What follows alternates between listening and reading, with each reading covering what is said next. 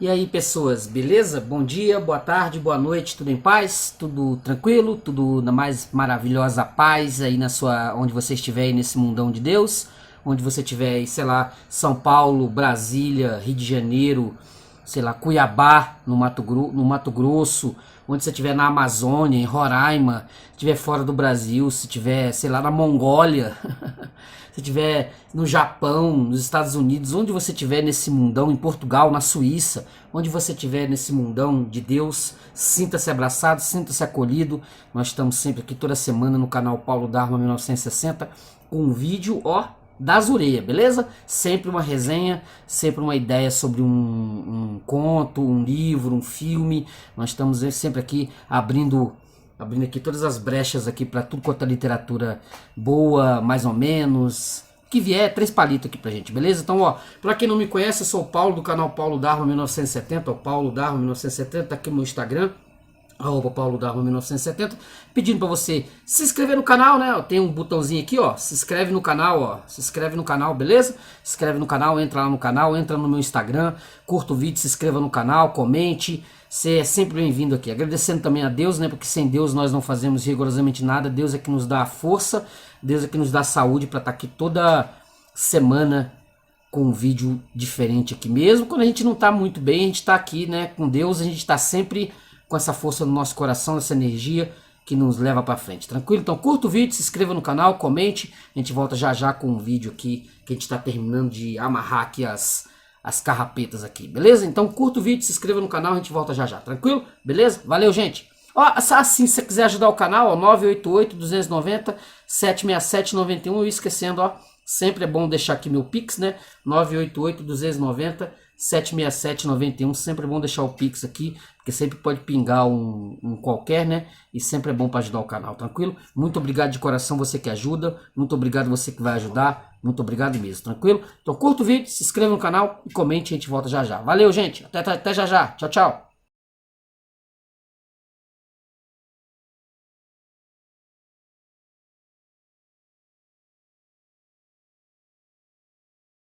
Então, tranquilo? Beleza?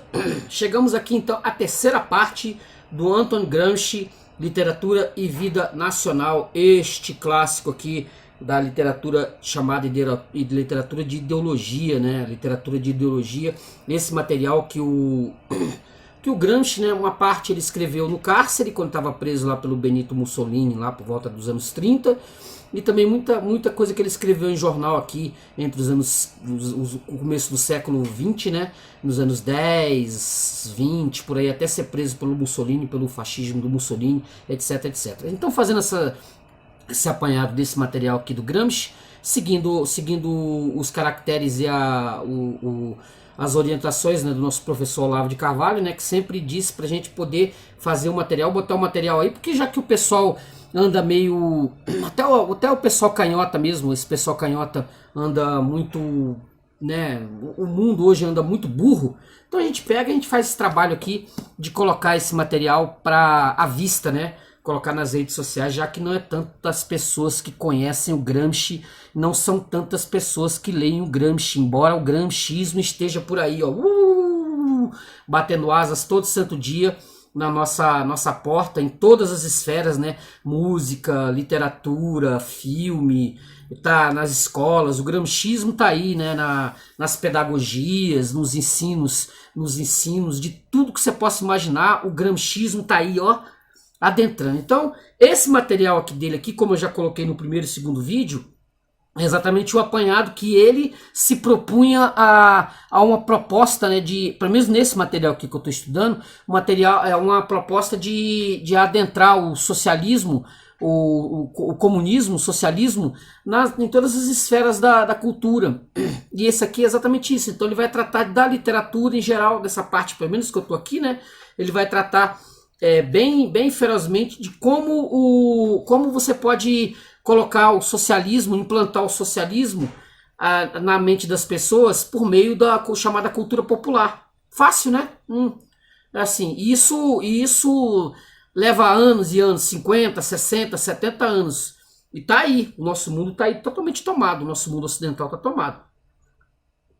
Então não tem choro nem vela. Então, explicando aqui o que é esse material, né? Esse literatura e vida nacional. A gente já colocou isso nos primeiros vídeos. No primeiro vídeo, inclusive, se você não assistiu, tá lá um apanhado sobre quem foi o Antônio Gramsci, os seus principais livros. Tá lá, dá uma olhada, tá lá no canal, beleza? Tranquilo?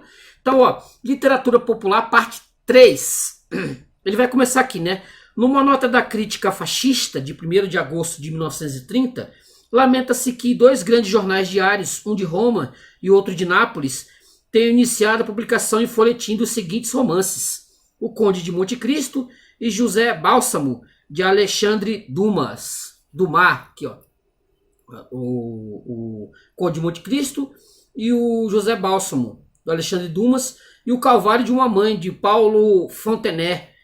Escreve a crítica aqui.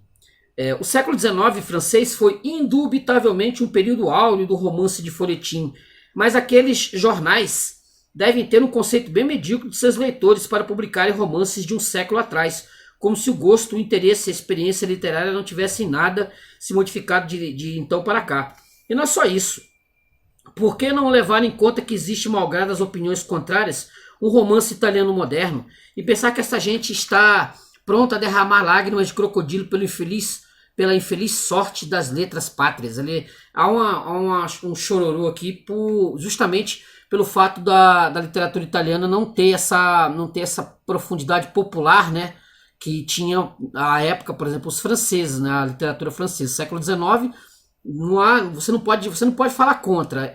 A literatura francesa, ela dominou. Inclusive, eu já até falei em outros vídeos de outras, como eu costumo fazer resenhas de livros franceses. É um negócio impressionante. Desculpa. É um negócio impressionante. A literatura francesa, ela é onde você atira a isca, né? Você cai, porque é muita coisa. A literatura francesa, ela abrange muita coisa. E o folhetim do século XIX está exatamente nisso aí, quer dizer, dominação quase que total. Olha só aqui, ó. A crítica confunde. Aqui é o Gramsci, né? A crítica confunde diversas ordens de problemas: o da não difusão entre o povo da chamada literatura artística e o da não existência na Itália de uma literatura popular, razão pela qual os jornais são obrigados a se abastecerem no exterior. Quer dizer, o italiano ele ia pegar exatamente para colocar nos seus jornais da época materiais de folhetim francês, porque não havia talvez interesse dos escritores, talvez até tivesse, mas não havia interesse dos jornais de publicar material italiano na época. Não sei se isso mudou. Aqui, ó. Por certo, nada impede, em teoria, que possa existir uma literatura popular artística. O exemplo mais evidente é o do êxito popular dos grandes romancistas russos, ainda em nossos dias. Mas não existe, de fato, nenhuma popularidade da literatura artística, nenhuma produção local de literatura popular, já que falta uma identidade de concepção do mundo entre escritores e povo, ou seja, os sentimentos populares não são vividos como próprios pelos escritores, nem os escritores desempenham uma função educadora nacional. Isso é, não se colocaram e não se colocam o problema de elaborar os sentimentos populares após tê-los revivido e deles se apropriado. A crítica, que é o nome do jornal, né, nem sequer se coloca tais problemas, não sabe extrair as conclusões realistas do fato de que, se os romances de 100 anos atrás agradam, isso significa que o gosto e a ideologia do povo são precisamente os de 100 anos atrás. Os jornais são organismos político-financeiros e não se propõem a divulgar as belas letras em suas colunas, a não ser que essas belas letras aumentem a receita. O romance de folhetim é um meio para a difusão desses jornais entre as classes populares. Por exemplo, se você tirar aqui, né, 1930 e pegar e se você colocar para o mundo de hoje, muitos desses próprios folhetins eles são colocados como séries de streaming, né, na televisão para as pessoas assistirem. Romances, por exemplo, Alexandre Dumas, Alexandre Dumas, com seus Três Mosqueteiros, quantas versões não foram feitas? Quantas não foram feitas? Eu tenho em mão aqui uma das versões de série para TV aqui, ó. Os Três Mosqueteiros da BBC. Tá vendo aqui, ó? Aqui. Tá vendo? Isso aqui deve ser o quê? De 2015. 2015 essa série. Tá vendo? Ó? Da BBC. Quer dizer, como eu falei, é um material que não se esgota. É um material que não se esgota nunca.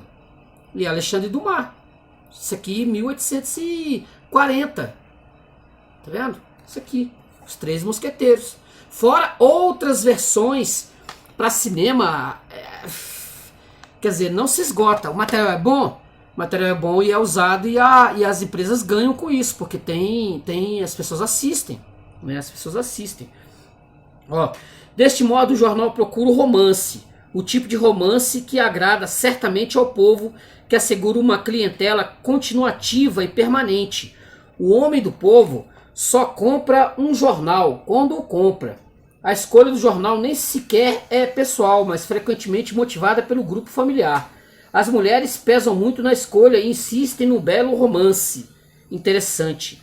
Isso não significa que os homens não leiam também o romance, mas as mulheres, por certo, interessam-se particularmente pelo romance e pela crônica dos fatos cotidianos.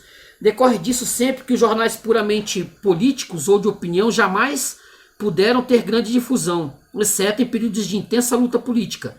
Eram comprados pelos jovens, homens e mulheres sem preocupações familiares muito grandes que se interessavam fortemente pelo destino de suas opiniões políticas e por um número medíocre de famílias fortemente unidas ideologicamente. Quer dizer, nessa época que não é a nossa, né? Hoje nós temos a internet, os jornais eram que comandavam as coisas. Aqui no Brasil, por exemplo, o Globo, Jornal do Brasil, Estado de São Paulo, Folha de São Paulo, esses jornais que controlavam por exemplo, o Jornal Nacional, as notícias eram eles que escolhiam o que ia sair nos jornais e de importante que sair no Jornal das 8, né? O Jornal das 8, que era o Jornal Nacional. Claro que isso mudou, mas há um outro domínio de mentes, de consciência. A internet hoje em dia ela domina com muita força as pessoas. Ela usa, né? Ela usa dos seus meios ela usa exatamente desse poderio, né, do celular, do computador. A internet está aí presente, quer dizer, para fazer o controle. Aí é que entra o granchismo. O granchismo hoje, ele está exatamente nas redações, esteve nas redações dos jornais e hoje está na internet, nos grupos, né, nos grupos que estão aí colocando as notícias no dia a dia para as pessoas consumirem. Não mudou? Mudou pra caramba de lá pra cá. Hoje o granchismo ele está em todos os pontos, todos os cenários. Ele está na universidade, está nas escolas, está nos jornais da internet, está na própria internet. Os intelectuais de esquerda, tá tomado, entendeu? Tá tomado esse universo, completamente tomado. E ele vai aqui, né? Decorre disso sempre que os jornais puramente políticos ou de opinião jamais puderam ter grande difusão nessa época aqui, né? Que os jornais eles ainda estavam no controle dos chamados reacionários, né? Ó, o que ele vai colocar aqui, né? Os laicos fracassaram na sua tarefa histórica de educadores e elaboradores da intelectualidade e da consciência moral do povo-nação. Não souberam satisfazer as exigências intelectuais do povo. E isso precisamente por não terem representado uma cultura laica, por não terem sabido elaborar um humanismo moderno, capaz de se difundir até as camadas mais toscas e incultas, como era necessário do ponto de vista nacional, por se terem mantido ligados a um mundo antiquado, mesquinho, abstrato, demasiadamente individualista e de casta. Ele continua aqui, ó. Choca o fato de que no campo da literatura de aventuras, os católicos não tenham sabido expressar senão mesquinharias. Eles possuem, contudo, uma fonte de primeira ordem nas viagens, na vida movimentada e frequentemente arriscada dos missionários. Todavia, mesmo no período de maior difusão do romance geográfico de aventuras, a literatura católica a respeito foi mesquinha e nada comparável à francesa, inglesa ou alemã laicas. As experiências do cardeal Massaja na Abissínia formam um livro mais notável. No resto, ocorre a invasão dos livros de Hugo Mione, já padre jesuíta, inferior ao mínimo exigido. Também na literatura popular científica, os católicos fizeram muito pouco, apesar de seus grandes astrônomos, como o padre Seix, jesuíta. e da astronomia ser a ciência que mais interessa ao povo. A literatura católica transpira apologética jesuíta, tal como o carneiro transpira e cansa pela sua vulgar mesquinhez. A insuficiência dos intelectuais católicos e o pouco êxito de sua literatura são um dos mais expressivos indícios da íntima ruptura que existe entre a religião e o povo. Este se encontra num miserável estado de indiferentismo e de ausência de vida espiritual ativa. A religião conservou-se na forma da superstição, mas não foi substituída por uma nova moralidade laica e humanista, por causa da impotência dos intelectuais laicos. A religião não foi nem substituída, nem intimamente transformada e nacionalizada como em outros países, como o próprio jesuitismo na América. A Itália popular ainda está nas condições criadas imediatamente pela Contra-Reforma. A religião, na melhor das hipóteses, combinou-se com o folclore pagão e conservou-se nesse estágio. Quer dizer, ele coloca que os católicos eles foram incapazes, né? Eles foram incapazes de sair lá de 1550 da Contra-Reforma, principalmente na Itália. Na Itália, eles não saíram de lá. Então, o que eles produziam de material de literatura, assim, para poder estar na mente das pessoas, era um material muito fraco e muito pobre. A incapacidade, né, de estar nos grandes jornais da época, né, para poder escrever grandes contos, grandes livros com fundo moral católico. Incapacidade disso, e as pessoas foram se afastando disso, foram se afastando desse universo, desse mundo dos católicos. Isso provavelmente na Itália. O romance de folhetim substitui e ao mesmo tempo favorece a tendência à fantasia do homem e do povo. É um verdadeiro sonhar com os olhos abertos. Pode-se ver o que Freud e os psicanalistas acham sobre o sonhar com os olhos abertos. Nesse caso, pode-se dizer que, no povo, a tendência à fantasia depende do complexo de inferioridade social que determina longas fantasias sobre as ideias de vingança, de punição dos culpados pelos males suportados. No Conde de Monte Cristo existem todos os elementos para gerar tais fantasias e, portanto, para propiciar um narcótico que diminua a sensação da dor, etc, etc. É exatamente isso. Os católicos foram incapazes de seguir, né, como o mundo laico, como o mundo secular, da escrita, de montar textos que fossem absurdamente populares, que tivessem um fundo católico, tivesse um universo católico, tivesse um mundo, né, mundo do catolicismo. Nos escritores populares, ele vai dizer aqui, né, romancistas populares contemporâneos, no qual comenta, isso aqui é Aldo Sorani, né, num texto no Mazorco, de 13 de setembro de 1931. Romancistas populares contemporâneos, no qual comenta a série de esboços sobre os ilustres desconhecidos publicados por Charenson na Novelle Littéraire, sobre as quais é o nome adiante. Trata-se de escritores popularíssimos, autores de romances de folhetim e de aventuras, desconhecidos ou quase pelo público literário, mas idolatrados e cegamente seguidos pelo grande público de leitores que decreta as imensas tiragens e que nada entende de literatura, mas que quer ser interessado e apaixonado por sensacionais enredos de experiências criminosas ou amorosas.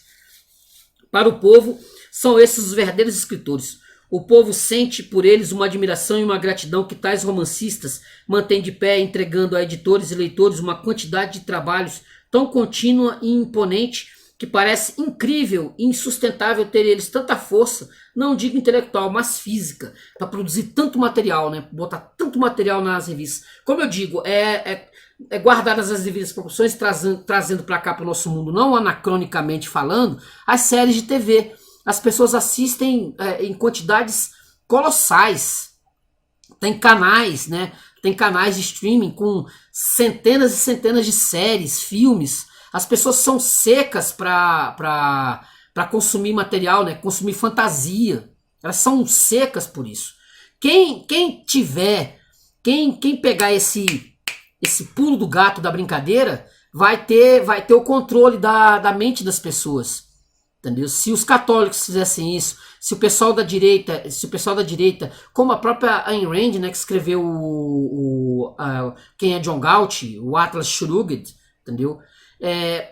Vendida aos milhares nos Estados Unidos.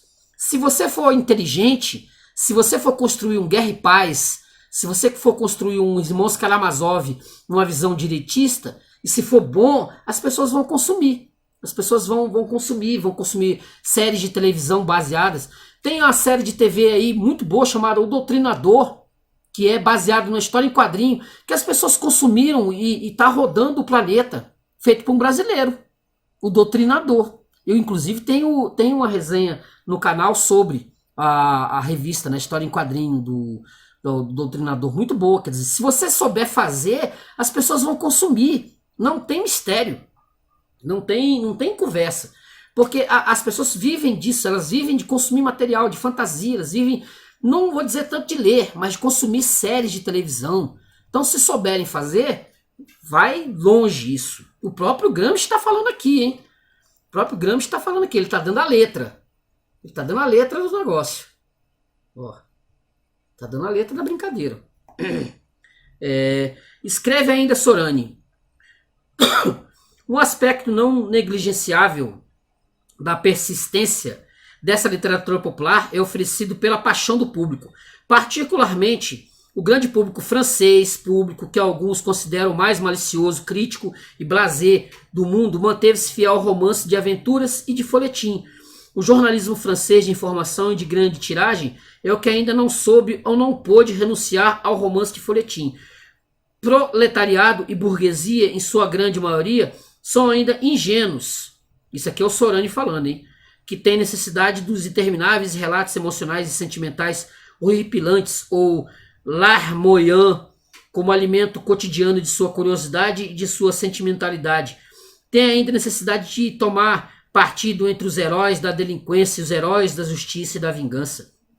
Diferentemente do público francês, o inglês ou o americano inclinou-se para o romance de aventuras históricas. E os franceses não?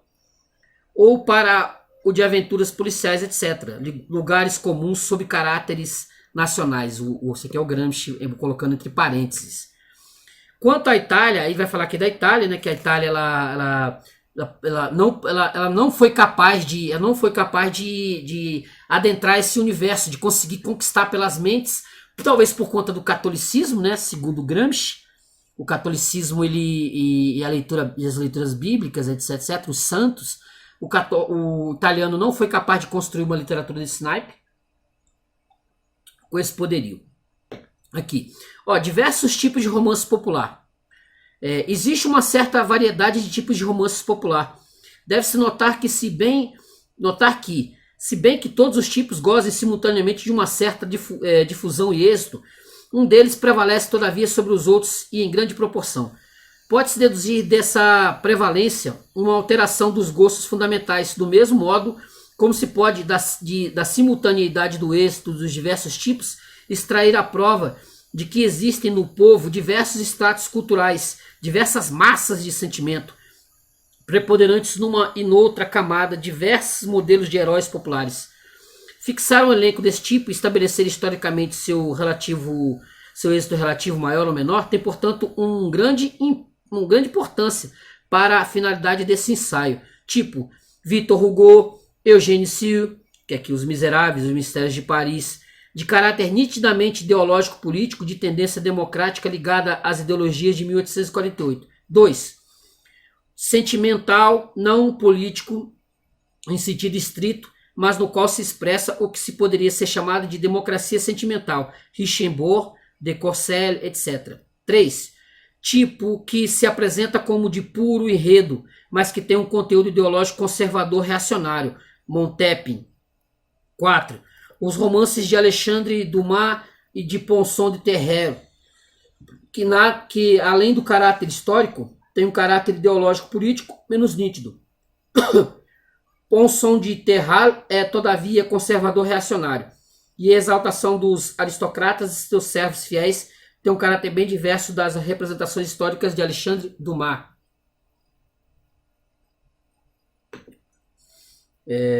Que, contudo, não tem tendência democrático-político nítida, sendo antes dominado por sentimentos democráticos genéricos e passivos, e se aproxima frequentemente do tipo sentimental. 4. Romance policial em seu duplo aspecto, Lecoq, Rocambole, Sherlock Holmes, Arsène Lupin. Aqui. 6. O romance tenebroso, fantasias, castelos misteriosos, etc. de Anna Radcliffe, etc. 7. O romance científico de aventura geográfico, que pode ser tendencioso ou simplesmente de enredo. Jules Verne ou Bocénar. Jules Verne. Cada um desses tipos, ademais, possui diferentes aspectos nacionais. Na América, o romance de aventuras é a epopeia dos pioneiros, etc. Pode-se observar como na produção de conjunto de cada país esteja implícito um sentimento nacionalista, não expresso de modo retórico, mas habilmente insinuado na narração. Em Jules Verne e nos franceses, o sentimento anti-inglês, ligado à perda das colônias e à irritação causada pelas derrotas marítimas, é vivíssimo. No romance geográfico de aventuras, os franceses não entram em choque com os alemães, mas com os ingleses. Mas o sentimento anti-inglês é vivo também no romance histórico. E mesmo no romance sentimental, por exemplo, George Sand, reação gerada pela Guerra dos 100 Anos, pelo assassinato de Joana d'Arc e pelo fim de Napoleão. George Sand aqui. Deixa eu ver, dar mais um pulo aqui. E ele vai aqui, né? No campo do teatro, pode-se notar como toda uma série de dramaturgos de grande valor literário pode agradar muitíssimo também ao público popular. Casa de Bonecas de Ibsen é muito admirada pelo povo das cidades, na medida em que os sentimentos representados e a tendência moral do autor encontram uma profunda ressonância na psicologia popular. Ademais, o chamado teatro de ideias não poderia ser senão isso, a saber, a representação de paixões ligadas aos costumes com soluções dramáticas que representam uma catarse progressista, que representem o drama da parcela intelectual e moralmente mais progressista de uma sociedade e que expressem o desenvolvimento histórico imanente aos próprios costumes existentes. Essas paixões e este drama, contudo, devem ser representados não desenvolvidos como uma tese, como um discurso de propaganda. Isso é, o autor deve viver no mundo real com todas as suas exigências contraditórias e não expressar sentimentos absolvidos apenas nos livros. Ele fala aqui do romance, né, e teatro popular, né, essa mistura de romance e teatro popular. Ele vai dar alguns exemplos assim na Itália, né, porque assim a Itália obviamente tendo uma tradição secular de teatro, né, imagina, romance nem tanto, porque o romance é uma coisa mais renascentista para cá, né, mas o teatro sempre foi uma coisa fortíssima na Itália, né? Então, aqui, aí ele vai entrar aqui no Jules Verne e o romance geográfico científico. Olha. Jules Verne. Cadê o Jules Verne? Vou pegar aqui. Aqui, né? Voyage ao centre de la Terre. Aqui, ó. Beleza, né? Voyage ao centre de la Terre. Jules Verne. Nos livros de Verne, jamais há algo completamente impossível.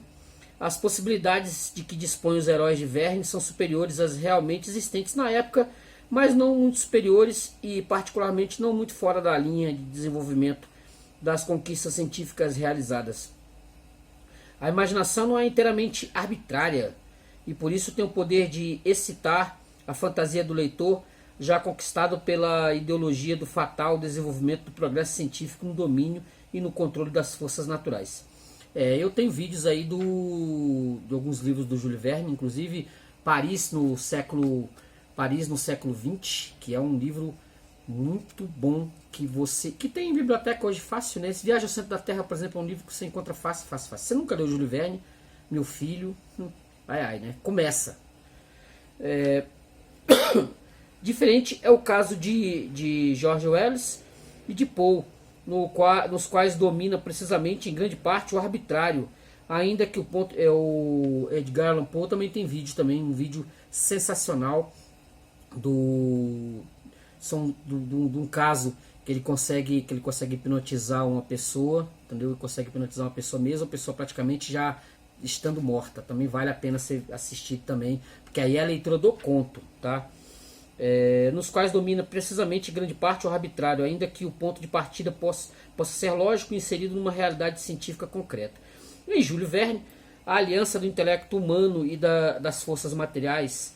Em Wells e Poe, o intelecto humano predomina. Por isso Verne foi mais popular, já que mais compreensível. Ao mesmo tempo, porém, este equilíbrio das construções romanescas de Verne tornou-se o limite no tempo à sua popularidade, deixando de lado o escasso valor artístico. A ciência superou Verne e seus livros não são mais excitantes psíquicos. Discordo dele. Júlio Verne, quando eu tinha 11, 12, 13 anos de idade, era uma das minhas leituras favoritas. Não interessa se você tem, se ele não, as conquistas foram superadas. É nessa época que o homem não tinha chegado nem na Lua ainda, e ele tinha lá da Terra a Lua, só foi conquistar a Lua 30 anos depois, quase 40 anos depois. Discordo dele aqui. Pode-se dizer que algo parecido nas aventuras policiais, como por exemplo Conan Doyle. Na época eram excitantes, hoje quase não são. Oh meu Deus do céu, meu Cristo. E por várias razões, porque o mundo das lutas policiais é hoje mais conhecido, ao passo que Conan Doyle, em grande parte, o revelava pelo menos a um grande número de pacíficos leitores. Mas a razão principal é que em Sherlock Holmes existe um equilíbrio racional demasiado entre a inteligência e a ciência. Interessa mais hoje a contribuição individual do herói, a técnica psíquica em si. E Poe e Chesterton, por isso, são mais interessantes, etc. Isso aqui é uma visão pessoal do nosso queridíssimo Gramsci, né? Eu não concordo, beleza? Aí ele vai falar aqui sobre o romance policial. O romance policial nasceu às margens da literatura sobre os julgamentos célebres. A esta literatura, ademais, liga-se também o romance do tipo Conde de Monte Cristo. Por acaso não se trata aqui de julgamentos célebres, romanceados, coloridos com a ideologia popular a respeito da administração da justiça, especialmente se ela se articula à paixão política? Rodin, do Judeu Errante, não é porventura um tipo de organizador de intrigas criminosas, que não recua diante de nenhum delito ou assassinato, e o príncipe Rodolfo, ao contrário, não é o amigo do povo, que destrói outras intrigas e outros crimes? A passagem desse tipo de romance, aquela da pura aventura, é assinalada por um processo de esquematização de mera intriga, depurada de qualquer elemento de ideologia democrática e pequeno burguesa. Não mais a luta entre o povo bom, simples e generoso, e as obscuras forças da tirania, jesuítas, polícia secreta ligada ao Estado ou a ambições de príncipes, etc. Mas tão somente a luta entre a delinquência profissional ou especializada e as forças da ordem legal, privadas ou públicas sobre as bases da lei escrita. Quer dizer, o que acabou se tornando, na visão do Gramsci, a literatura policial. A literatura policial ela se miscuiu de deixar de ser algo assim. Ele vai até explicar isso aqui, do Estado, né, do rei, tipo os Três Mosqueteiros, né, que quem fazia a lei, a ordem e descobria aqui as coisas aqui era justamente o pessoal os Três Mosqueteiros, D'Artagnan, Aramis, Porthos, entendeu? Que iam por meio do rei, né, do rei, eles iam descobrir o caso, descobrir o que estava além da justiça. Então eles eram a justiça por conta do rei. Já no caso moderno, já não tem mais o governante em si, né? O detetive é particular. É como no caso do próprio Sherlock Holmes. Ele é um detetive particular. Ele não tá recebendo. Ele muitas vezes não recebe do Estado. Ele recebe de particulares para resolver crimes ali pequenos no dia a dia dele.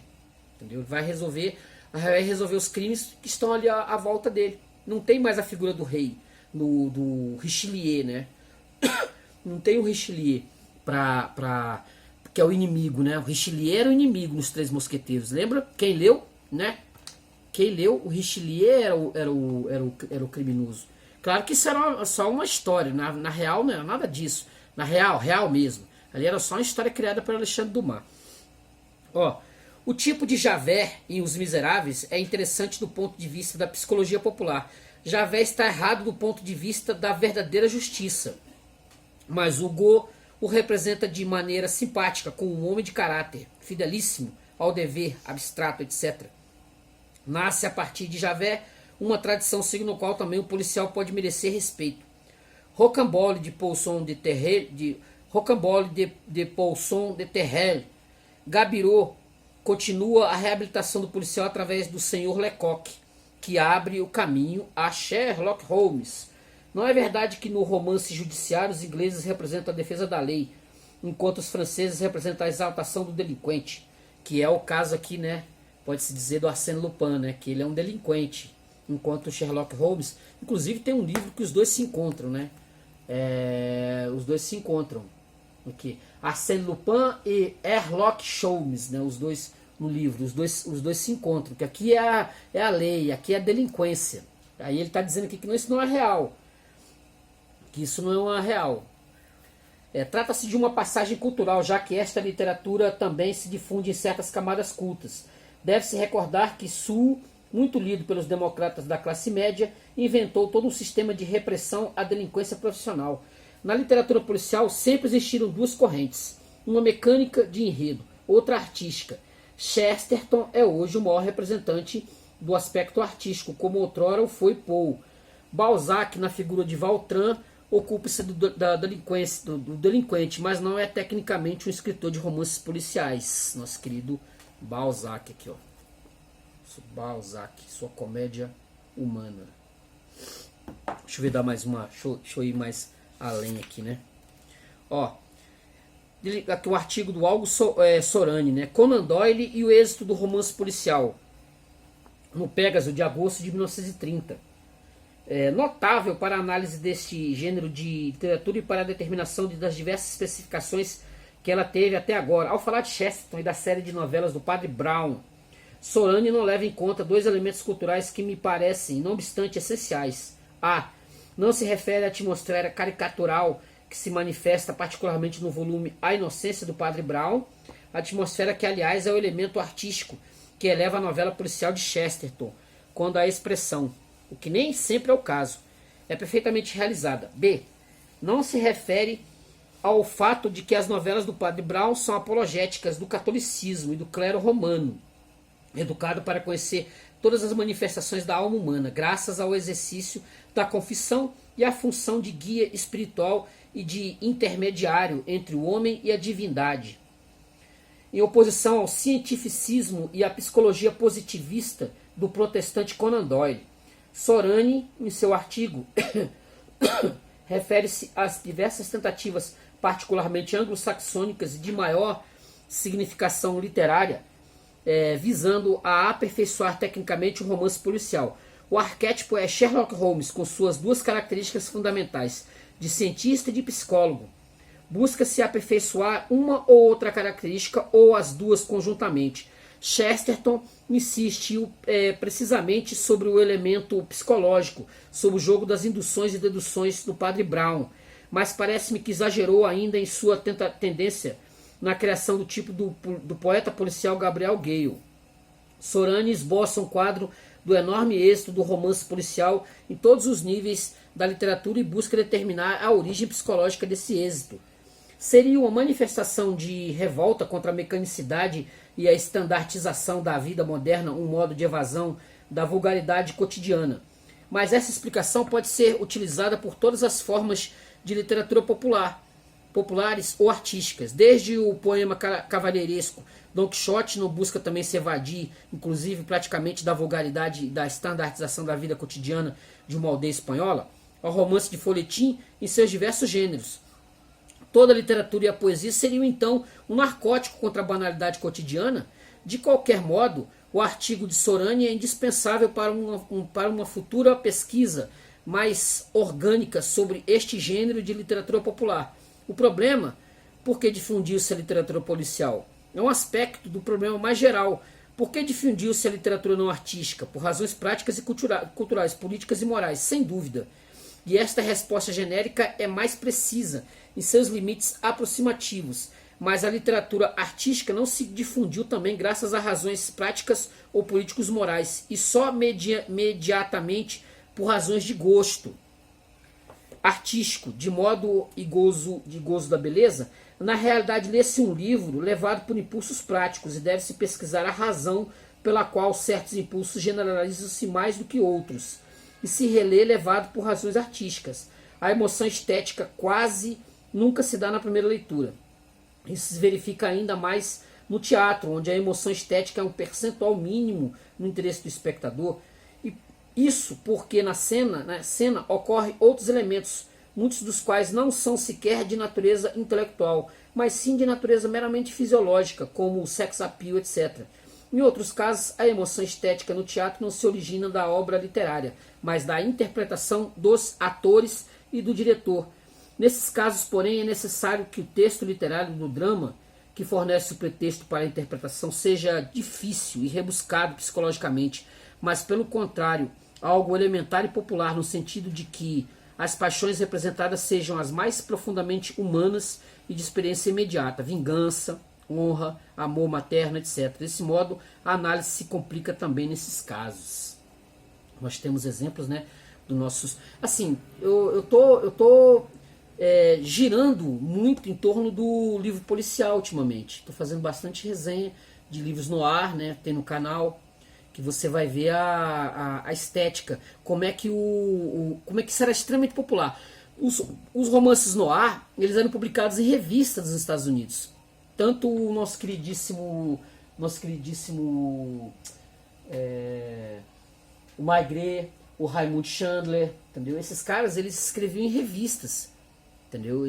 O Dashiell Hammett, eles escreviam em revistas. E isso era lido por milhares e milhares de pessoas e depois transformado muitas vezes em filmes. Muitas vezes em filmes. Filmes de sucesso, viu? Não é qualquer porcaria, não. Filmes de sucesso, na maioria das vezes, filmes de sucesso. Deixa eu só marcar aqui. Que é o popular, que é o que o Gramsci está falando aqui, que é algo que tem que ser popular para as camadas, para as pessoas poderem ter acesso. O Homem do Grotão. O Homem do Grotão pega aquilo e lê. Ou assiste série, né? Ele gosta de coisa popular. Não é muito rebuscado, não vai atrás do artístico. Ele vai atrás do pai-pum, normal. É assim, eu fui do Grotão durante muitos e muitos anos e sei que as pessoas costumam consumir esse material com muita força, muito gosto. Não é brincadeira. Já ele vai falar aqui, né, mais uma vez, vai o texto aqui do Filippo Burzio, né, vai falar sobre os Três Mosqueteiros do Alexandre Dumas, publicado em 22 de outubro de 30. Burzio considera os Três Mosqueteiros aqui, né, os nossos Três Mosqueteiros, uma das versões, né, das milhares de versões dos Três Mosqueteiros, né, que eu tenho aqui em DVD, essa aqui é da década de 40, uma felicíssima personificação como o Dom Quixote e o Orlando Furioso, do mito da aventura, isso é, de algo essencial à natureza humana, que parece intensa e progressivamente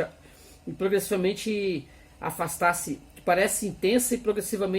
da vida moderna. Quanto mais a existência se faz racional ou antes racionalizada por coerção, pois se é racional para os grupos dominantes, não é racional para os dominados.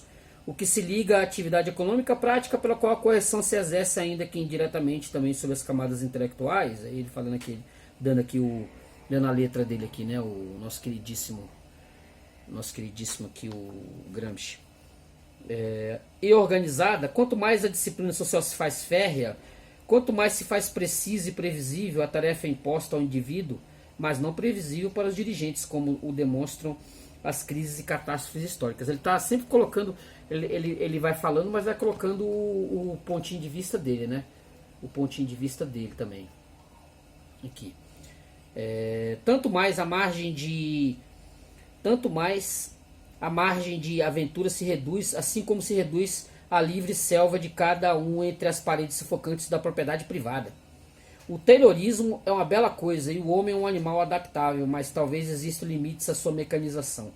Se me indagassem as razões profundas da inquietação ocidental, responderia sem hesitar: a decadência da fé e a mortificação da aventura. Vencerá o terrorismo ou vencerão os mosqueteiros? Trata-se de outro problema cuja resposta, que há 30 anos parecia certa, deve se manter em suspenso. Se a atual civilização não cair, assistiremos talvez a interessantes misturas dos dois, do terrorismo e dos mosqueteiros. A questão é a seguinte: Burzio não leva em conta que sempre houve uma grande parte da humanidade cuja atividade foi sempre taylorizada e ferreamente disciplinada, e que buscou evadir-se dos estreitos limites da organização existencial que a esmagava através da fantasia e do sonho. Se você não sabe o que é Taylorismo, dá uma gugada aí, viu? Dá uma gugada aí, vai te dar uma gugada, vai dar uma explicada para você o que é. Senão nós vamos aqui ficar aqui 2 horas falando aqui. E que buscou evadir-se dos estreitos limites da organização existente que esmagava através da fantasia e do sonho. A maior aventura, a maior utopia criada coletivamente pela humanidade, a religião, não é um modo de evasão do mundo terreno? E não é nesse sentido que Balzac fala da loteria como o ópio da miséria, frase posteriormente retomada por outros. O mais notável, todavia, é que, ao lado de Don Quixote, existe Sancho Panza, que não quer aventura, mas uma vida segura. E é também notável que a maioria dos homens atormenta-se precisamente com a obsessão da não previsibilidade do amanhã, com a precariedade da aventura cotidiana, isso é, com excesso de aventuras possíveis. No mundo moderno, a questão tem um colorido que não tinha no passado, porque a racionalização coercitiva da existência atinge cada vez mais as classes médias e intelectuais, numa proporção inesperada, mas também para elas trata-se não de decadência da aventura, mas do caráter demasiadamente aventuroso da vida cotidiana, isso é, da excessiva precariedade da existência unida à convicção de que contra esta precariedade não há nenhum modo individual de oposição. Aspira-se, portanto, à aventura bela e interessante, devido à própria livre iniciativa, em oposição à aventura feia e revoltante, devido às condições impostas por outros e não escolhidas. A justificação de Sorani e de Búzio serve também para explicar a torcida esportiva, os negros que vivem no estádio de futebol. Ou seja, explica muito e por isso não explica nada. O fenômeno é pelo menos tão velho quanto a religião e é poliédrico, não unilateral. Tem também um aspecto positivo, isso é, o desejo de educar-se, conhecendo um modo de vida que se considera como superior ao que se tem, o desejo de levar-se à própria personalidade através da proposição de modelos ideais, o desejo de conhecer mais o mundo e os homens do que é possível em certas condições de vida, o esnobismo, etc. O que acontece é isso. As pessoas que ele está dizendo aqui, as pessoas comuns, muitas vezes elas querem viajar, elas querem viver aventuras para se educar. Porque o dia a dia é muito, muito duro. O dia a dia nas grandes cidades, a vida cotidiana, entendeu? A vida do dia a dia, ela é muito dura, muito. Então as pessoas, quando têm suas oportunidades, ou elas vão cair, né? Elas vão se jogar de cabeça nos streamings, nas aventuras, nas histórias, né, aventurescas, vão ler, ou vão assistir séries, ou vão viajar para viver suas aventuras, vão para outros países. Os classe média tem muito disso. Eles saem, né? Eles saem pelo mundo aí a perder de vista, né? Vão visitar outros locais, vão na Grécia, vão visitar a Europa, vão se educar. Isso que as pessoas costumam fazer, né? O classe média. Ele, quando ele tem oportunidade, ele tem um dinheiro, ele se joga, ele vai longe, entendeu? Ele não, a vida rotineira é muito dura, muito difícil. Para quem não tem condições, pegar ônibus, o trânsito do dia a dia é muito complicado, muito duro. Então as pessoas querem se evadir disso. Ou elas vão assistir novelas, né? As novelas da Globo, ou elas vão assistir séries de TV. Quando elas não têm muita condição de viajar para muito longe, elas vão, sei lá, para o Nordeste. Vão viajar, vão conhecer outros locais, vão se educar. É assim que as pessoas fazem. É o dia a dia é o dia a dia do povo, né? O dia a dia do povo. Tem aqui, ó, origem popularesca do super-homem, do Nietzsche. Isso é curtinho. Toda vez que encontramos algum admirador do Nietzsche, é oportuno perguntar e investigar se suas concepções super-humanas contra a moral convencional são de origem estritamente nietzschiana. Isso é, são produto de uma elaboração do pensamento a ser colocado na esfera da alta cultura, ou se têm origens muito mais modestas, se são, por exemplo, relacionadas à literatura de folhetim. Quer dizer, aqui o personagem, né, os personagens, os supermans dos folhetins, né, o próprio Os Três Mosqueteiros, que eu já tinha colocado aqui, né, vendo? A pergunta dele é se essas pessoas se julgam supermans, né? Ubermenches, se elas são ubermenches de tirar da alta cultura ou se elas estão vindo dos folhetins. Aí ele vai dar aqui as origens, né? E o próprio Nietzsche não terá sido um pouco influenciado pelos romances franceses de folhetim. Deve-se recordar que essa literatura hoje degradada, as portarias e aos porões, foi muito difundida entre os intelectuais, pelo menos até 1870. Tal como hoje o chamado romance amarelo, que é o romance chinês, né, dos Fu Manchus da vida. De qualquer modo, ao que parece, pode-se afirmar que muito da chamada super-humanidade nietzschiana tem como origem e modelo doutrinário apenas o Conde de Monte Cristo, Alexandre Dumas, e não Zaratustra. O tipo representado de um modo, de várias formas, mais completo por Dumas em Monte Cristo, encontra em outros romances do mesmo escritor numerosas deve ser identificado, por exemplo, no Atos dos Três Mosqueteiros. Volta ele aqui de novo. Aqui, ó. Os Três Mosqueteiros. Né? Será que foi aqui que o pessoal foi topar? Ó. Os Três Mosqueteiros. Aí, ó. Será que foi aqui que o pessoal foi buscar o Atos dos Três Mosqueteiros? Aqui, ó. Em José Bálsamo e tantas vezes ainda em outros personagens, assim quando se lê que alguém é admirador de Balzac, é preciso prestar atenção. Também em Balzac há muito do romance de folhetim. Valtran, a seu modo, é também um super-homem. O discurso que pronuncia para Rastignac no Pai Goriot tem muito de Nietzscheano, em sentido popularesco. O mesmo deve ser dito de Rastignac e de Rubempré. Tá, ó. Tá do Valtran é o amigo de Valtran, e o amigo de Valtran deixaram uma profunda marca na literatura. E isso o pessoal foi acabar buscando, né? Foi o próprio Nietzsche, por exemplo, ele leu esses materiais e foi burilando a criatura do Superman. Compreende-se facilmente que se tem um certo pudor em justificar mentalmente as próprias concepções através dos romances de Dumas e Balzac. Por isso, justifica-se tais concepções através de Nietzsche, e admira-se Balzac como escritor de arte, não como criador de figuras romanescas do tipo folhetim, mas culturalmente parece indiscutível a conexão real. O tipo do super-homem é Monte Cristo, liberado do particular halo de fatalismo que é próprio do baixo romantismo e que é ainda mais intenso em Atos e em José Bálsamo. Monte Cristo, levado à política, por certo, é extremamente pitoresco. A luta contra os inimigos pessoais de Monte Cristo, etc. Pode-se observar como certos países se mantiveram provincianos e atrasados também nessa esfera, quando cotejados com outros, enquanto Sherlock Holmes já se tornou anacrônico em muitas partes da Europa. Em alguns países ainda se está na fase de Monte Cristo e de Fenimore Cooper, Selvagens, Meio de Ferro, etc. Ele vai citar aqui vários aqui, né? Aí ele vai juntar aqui, ó. Para o super-homem de Nietzsche, além do influxo romântico francês e em geral do culto de Napoleão, deve-se examinar as tendências racistas que culminaram em Gobineau e, portanto, em Chamberlain e do pangermanismo, Treitschke, a teoria da potência, etc. Mas talvez se deva considerar o super-homem popularesco do Dumasiano, principalmente como uma reação democrática à concepção racista de origem feudal, que deve ser unida à exaltação do galicismo feita nos romances de Eugène Sue.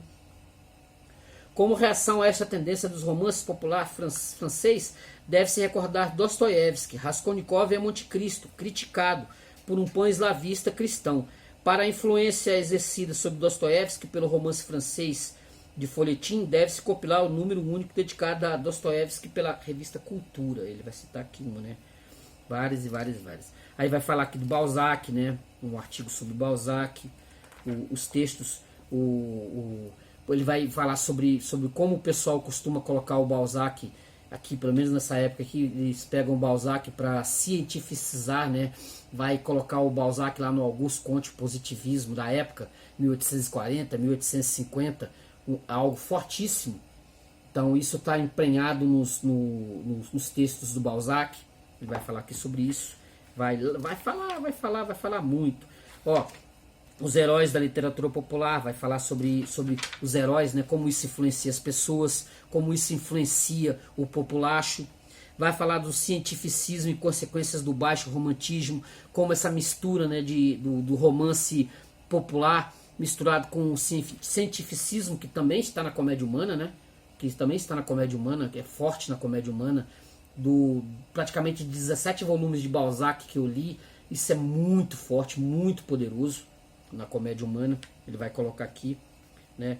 Vai falar de, né, biografias romanceadas do Alexandre Dumas, que o Alexandre Dumas ele vai contar, né, principalmente em vários textos dele. Esse aqui no Homem na Máscara de Ferro, ele vai romancear várias biografias, vai contar inclusive aqui que, né, que o Luís, acho que é o Luís XIV, se eu tiver errado me corrija. O Luís XIV tinha um irmão gêmeo. Luís XIV tinha um irmão gêmeo, e esse irmão gêmeo ele acabou colocando lá na Bastilha, preso na Bastilha. Essa história extraordinária, que tem inclusive o Richard Chamberlain.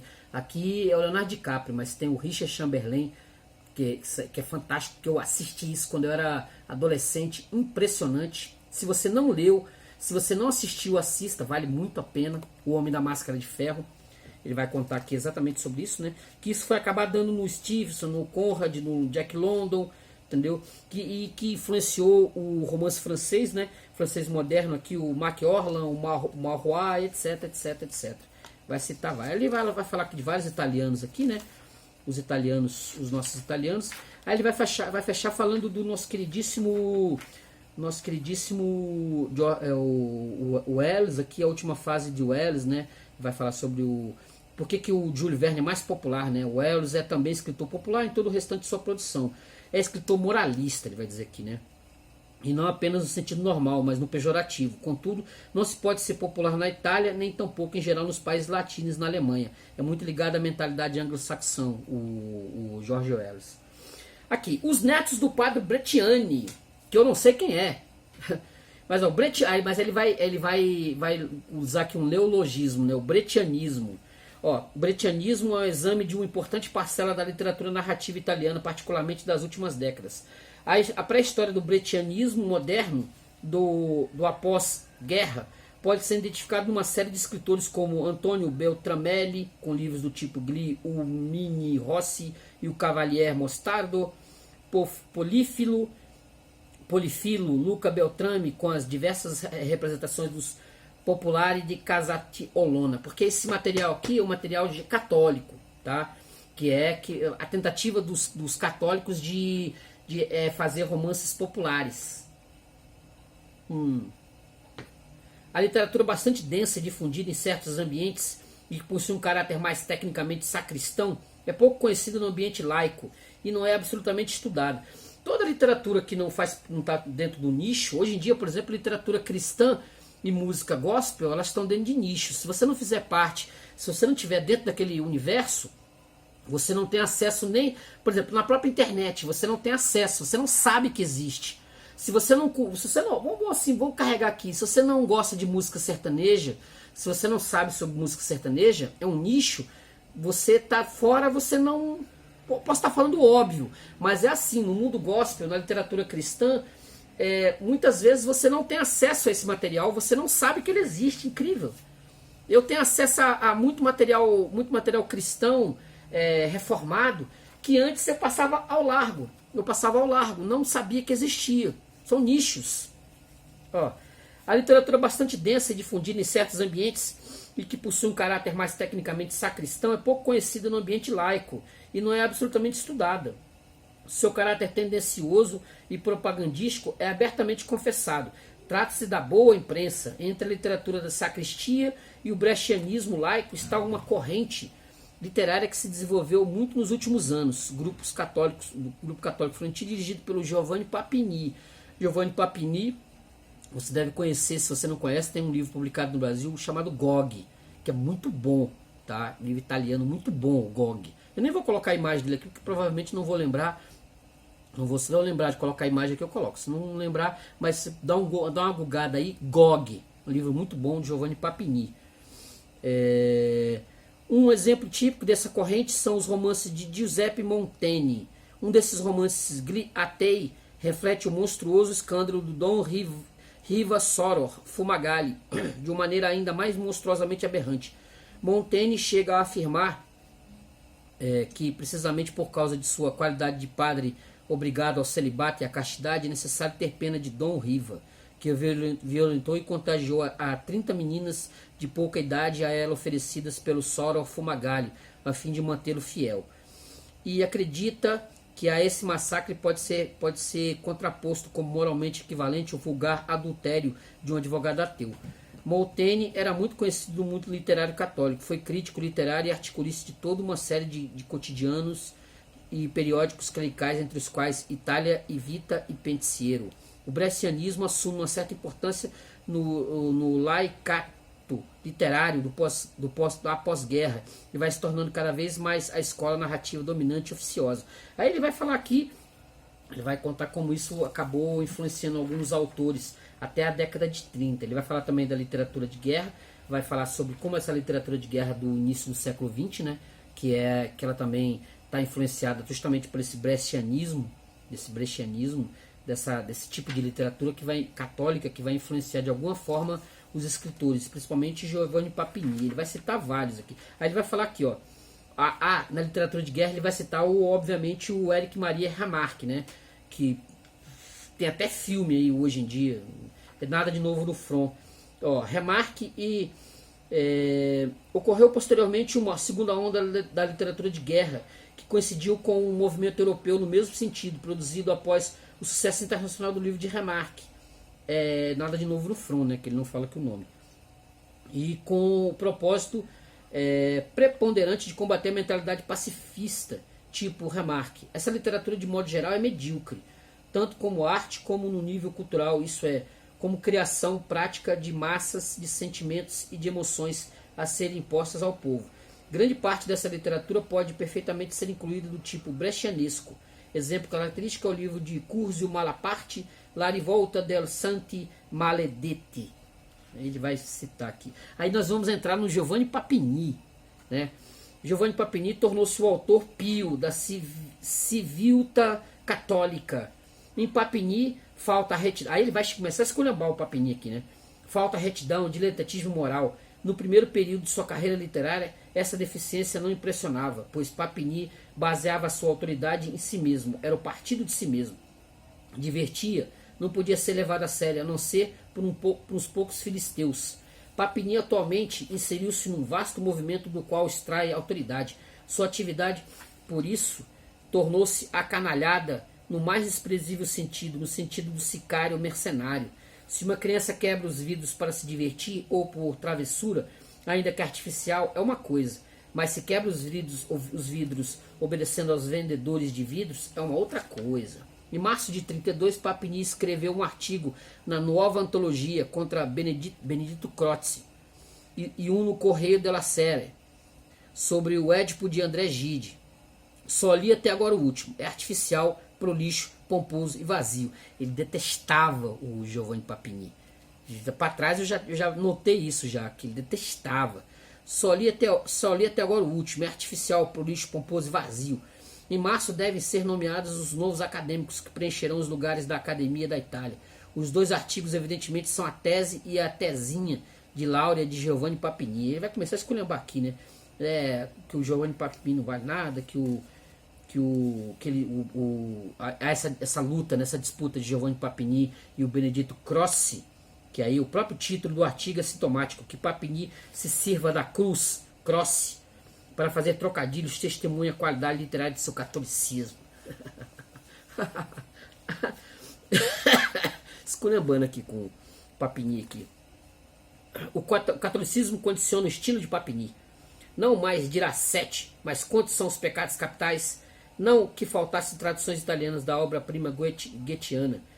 Manacorda levou-as em consideração entre íntegras ou não, tantas quanto são os pecados capitais, e o Fausto Svelato, no Correio della Sera, de 26 de abril de 32.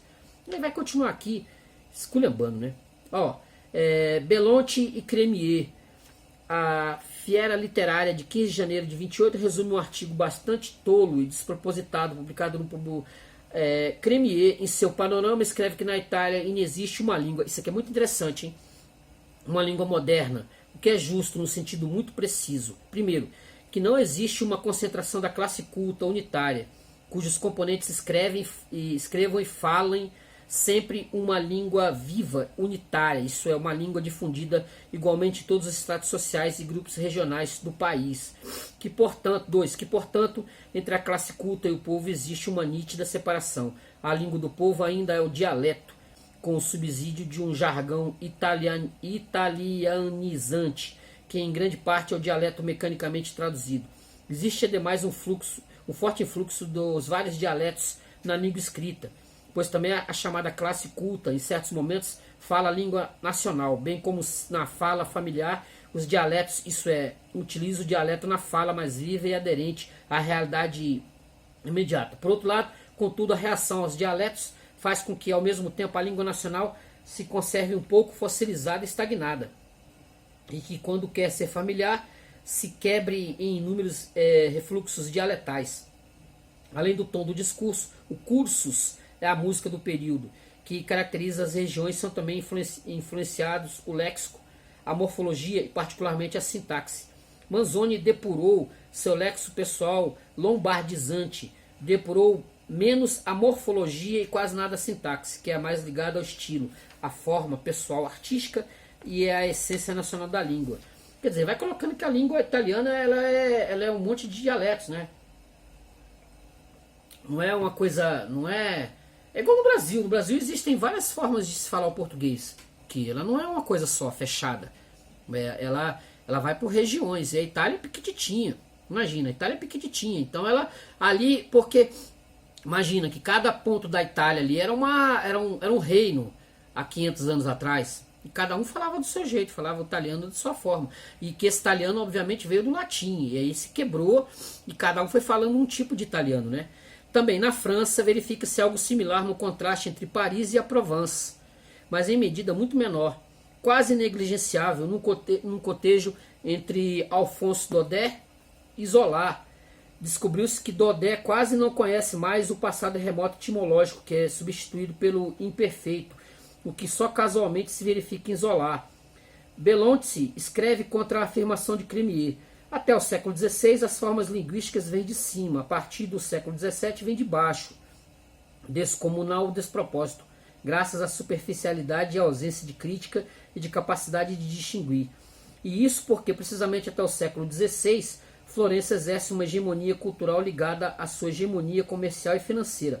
O Papa Bonifácio VIII dizia que os florentinos eram o quinto elemento do mundo. E há um desenvolvimento linguístico unitário de baixo, que vai do povo às pessoas cultas, e desenvolvimento reforçado pelos grandes escritores florentinos e toscanos. Após a decadência de Florença, o italiano torna-se cada vez mais a língua de uma casta fechada, sem contato vivo com o falar histórico. Não é esta talvez a questão histórica para o Manzoni, ou seja, de retornar a uma hegemonia florentina através de meios estatais, proposição refutada por Ascoli, o qual, mais historicista, não acredita em hegemonias culturais por decretos, isso é, não sustentados por uma função nacional mais profunda e necessária. A pergunta de Belonte: por acaso Crémier negaria a existência passada, terá ele querido dizer, de uma língua grega pelo fato de existirem suas variedades dóricas, iônicas e eólicas?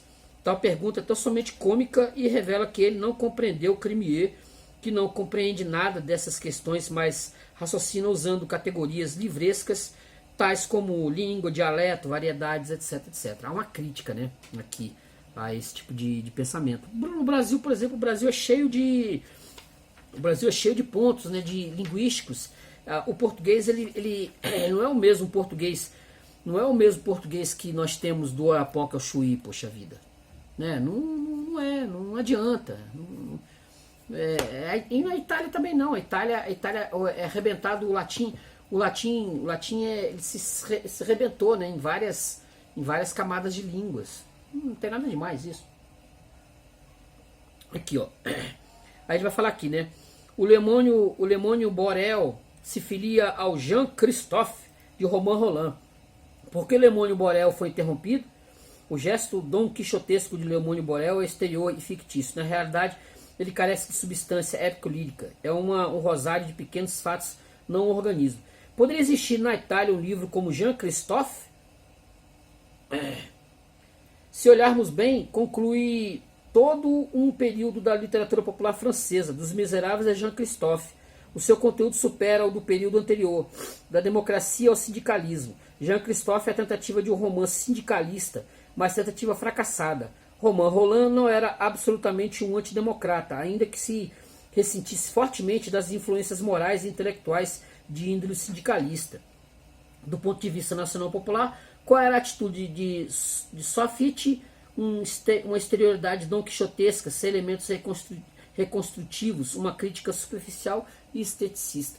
Esse Romain Rolland aqui são, pelo menos são 5 volumes. Essa edição aqui francesa dá, se não estou enganado, uns 4 ou 5 volumes do Romain Rolland. Esse material clássico, que um dia eu ainda vou fazer vídeo pro canal. Deixa eu ver se tem mais alguma coisa. Ah, tem aqui, ó. Fábulas e Lendas Populares de Pitré, uma novelinha popular siciliana, a qual, segundo o Domenico Buffelli, em janeiro de 28, corresponde a uma xilogravura de velhas estampas venezianas nos quais se vê Deus, endereçador do céu, as seguintes ordens: ao Papa tu reza, ao Imperador tu protege, ao camponês e tu trabalha. O espírito das novelinhas populares fornece a concepção que, de si mesmo e de sua posição no mundo, o camponês resigna-se a absorver da religião. Arte católica. Eduardo Fenur, num artigo intitulado Perguntas sobre a Arte Católica, publicado em 28, condena em quase todos os escritores católicos o tom apologético. Ora, a defesa da fé deve recorrer dos fatos do processo crítico e natural do relato, isso é, deve-se manzonianamente a substância da própria arte. É evidente que o escritor verdadeiramente católico jamais se chocará nas paredes opacas da heresia moral ou religiosa. Um católico, pelo simples fato de sê-lo, já está investido de fora daquele espírito simples e profundo que, passando para as páginas de um relato de uma poesia, fará de sua arte uma arte simples, serena, de modo algum pedante. Portanto, isso aqui ele está colocando vários pontos de exclamação, viu, aqui. Eu estou pontuando aqui, eu estou pontuando pontos de exclamação aqui que o Gramsci está colocando aqui. Portanto, exclamação, é perfeitamente inútil tentar a cada página nos fazer compreender que o escritor tem uma estrada a nos indicar, uma luz para nos iluminar. A arte católica deverá se pôr em condições de ser ela mesma aquela estrada e aquela luz, sem extraviar-se no terreno. Só os caracóis podem se extraviar no terreno. Dos sermões inúteis e das advertências ociosas em literatura. Entre aspas, com literatura, com exceção de alguns homens como Papini, Giuliotti, em certo sentido também Monacorda, o balanço é quase o de uma falência. Escolas? Ne verbum quidem. Escritores? Sim. Com esforço poderiam aparecer alguns nomes, mas com muito esforço, a não ser que se pretenda rotular Gota de católico ou qualquer Genari de romancista, ou aplaudir aquela imensa caterva de escritores e escritoras perfumados para senhoritas. Muitas contradições, impropriedades e ingenuidades tolas no artigo de Feno. Mas a conclusão implícita é justa. O catolicismo é estéril para a arte, isso é, não existem e não podem existir almas simples e sinceras que sejam escritores cultos e artistas refinados e disciplinados. O catolicismo tornou-se para os intelectuais algo muito difícil, que não pode abrir mão, mesmo em seu próprio interior, de uma apologética minuciosa e pedante. O fato já é antigo. Tem suas origens no Concílio de Trento e na Contra-Reforma. Escrever de então para cá tornou-se perigoso, particularmente quando se trata de coisas e sentimentos religiosos. Então, desde então, a Igreja adotou uma dupla medida para determinar a ortodoxia.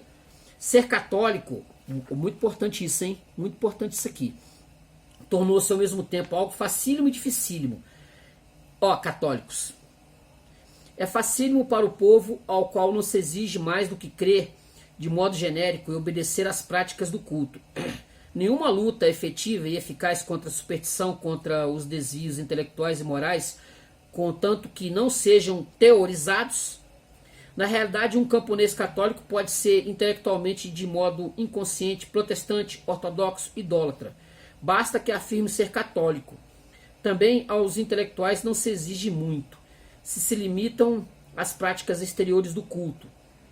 Nem sequer se exige que creiam, mas apenas que não deem mau exemplo, negligenciando os sacramentos, particularmente os mais visíveis e sobre os quais se exerce o controle popular: batismo, matrimônio, funerais, viáticos, etc.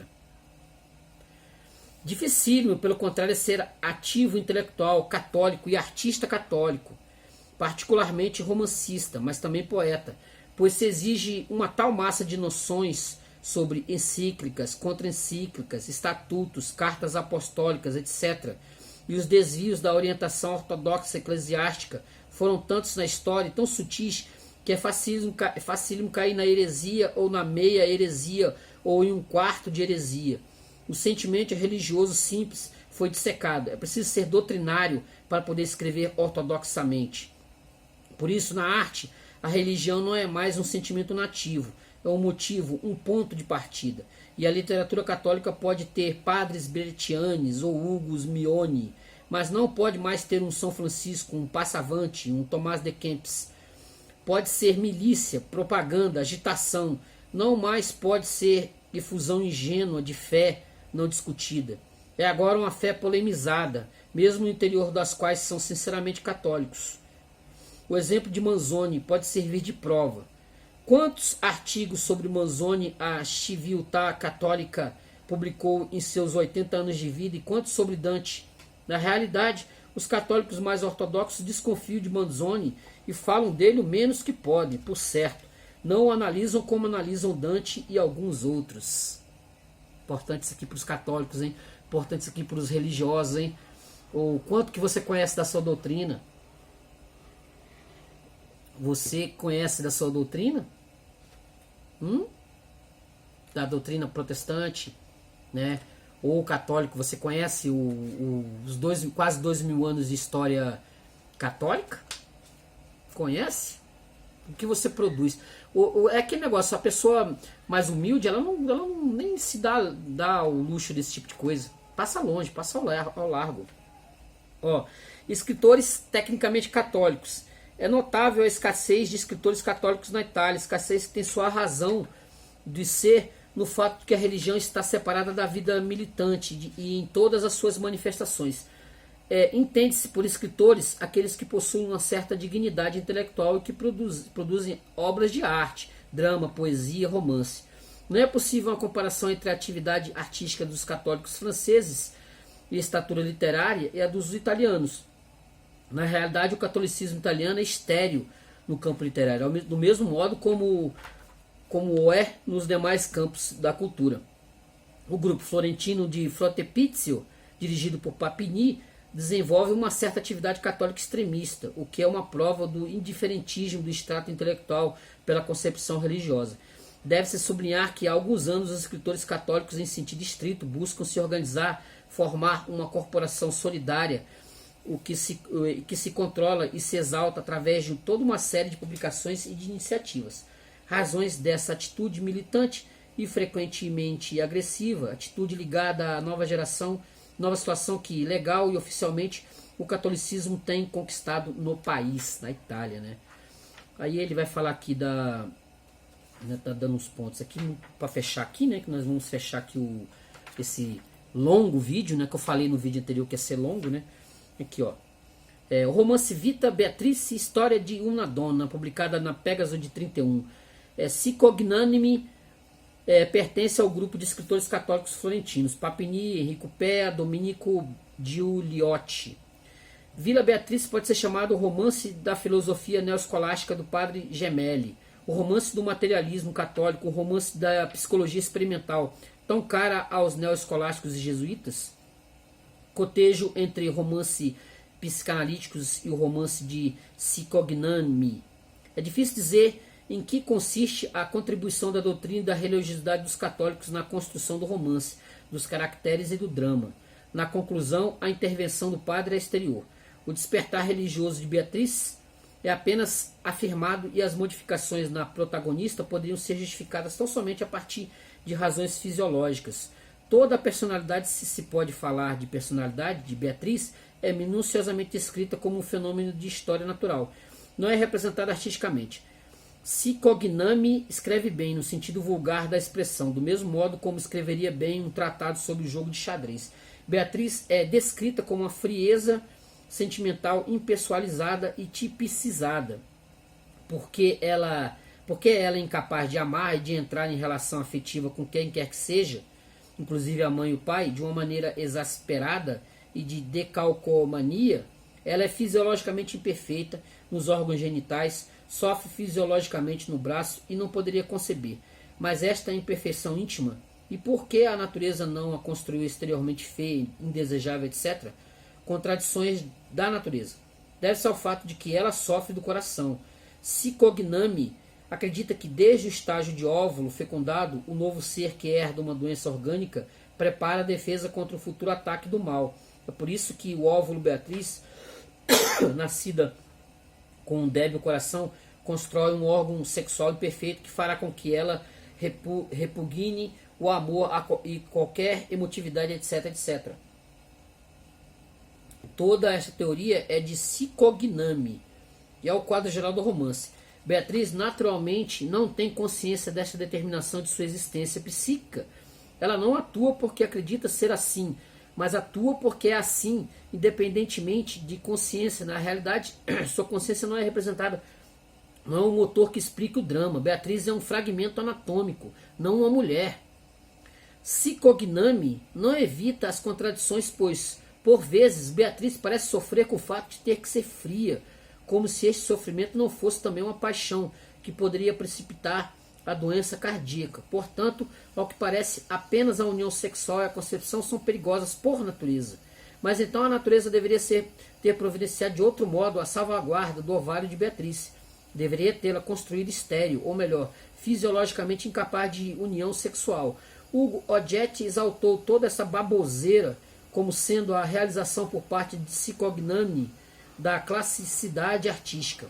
O modo de pensar de Cicognami poderia ser incoerente e, não obstante, ele poderia ter escrito um belo romance, mas este não é o caso. Todos os textos aqui geralmente são críticas, né, de materiais que estavam em voga na Itália naquele período, entendeu? E ele estava preso aqui. A gente tem que pensar que nesse momento aqui ele estava preso, o nosso queridíssimo Gramsci, Antônio Gramsci. Para fechar aqui nossa parte 3, concluindo, né, mais um texto do Gramsci aqui, ó. Sentimentos religiosos e intelectuais do século XIX, até a Guerra Mundial. Em 21, o editor Boca, de Turim, recolheu em 3 grossos volumes com prefácio de Dom Parodi uma série de confissões e profissões de fé de literatos, filósofos, políticos, etc. Publicados anteriormente na revista Coenobium, editada em Lugano por Bignami, como resposta a um questionário sobre o sentimento religioso e suas diversas manifestações. A coletânea pode ser interessante para quem queira estudar as correntes de opinião dos fins do século passado, o século XIX, né? E princípios do atual, século XX, entre os intelectuais, particularmente os democratas, se bem que seja defeituosa sob muitos aspectos. Um critério de método que deve ser levado em conta quando do exame da atitude dos intelectuais italianos em face da religião, antes da concordata, consiste no seguinte: na Itália, as relações entre Estado e Igreja eram muito mais complicadas do que nos demais países. Ser patriota significou ser anticlerical, mesmo quando se era católico. Sentir nacionalmente significava desconfiar do Vaticano e de suas reivindicações territoriais e políticas. Recordar como o Correio della Sera, numa eleição parcial em Milão antes de 14, combateu a candidatura do Marquês Cornadia, temporalista, preferindo a eleição de um candidato socialista. Que em 30 o Mussolini fez um acordo, né? Fez um acordo com o Vaticano e o Vaticano se tornou-se um estado papal, né? Separado da Itália em geral. Só para a gente não perder o fio da meada. Ó, vídeo 4, o vídeo 4, esse é o terceiro, se eu não esqueci, é o vídeo terceiro, né? Vai começar aqui por língua nacional e gramática. Então ele vai falar provavelmente sobre a língua italiana, a linguística italiana, sobre modus operandi, ele vai dar um geral sobre isso e nós vamos dar aqui uma lida, não nem bem uma resenha, mas uma lida sobre os tópicos que o nosso queridíssimo Antônio Gramsci coloca aqui, beleza? Então, ó, Antônio Gramsci, Literatura e Vida Nacional, chegamos aqui ao terceiro vídeo, né? Ao terceiro vídeo de uma série que eu acredito sejam de quatro vídeos, beleza? Sobre esse livro aqui e material ainda do Cadernos do Cárcere, tá? Que depois ainda nesse próximo vídeo 4 nós vamos fechar, nós vamos entrar na segunda parte, né? Que a gente ainda tá na primeira parte ainda, mas ó, Crônicas Teatrais provavelmente aqui na quarta parte. Eu vou estar aqui com esse material. Beleza, gente? Então curta o vídeo, se inscrevam no canal, comente. Fechamos aqui a terceira parte desse material do Literatura e Vida Nacional do Antônio Gramsci. Beleza? Consegui, hein? Não com a voz muito boa, mas eu consegui. Beleza, gente? Então curta o vídeo, se inscreva no canal e comente aí se você está acompanhando o nosso material. Tranquilo? Valeu. Até a próxima. Tchau, tchau.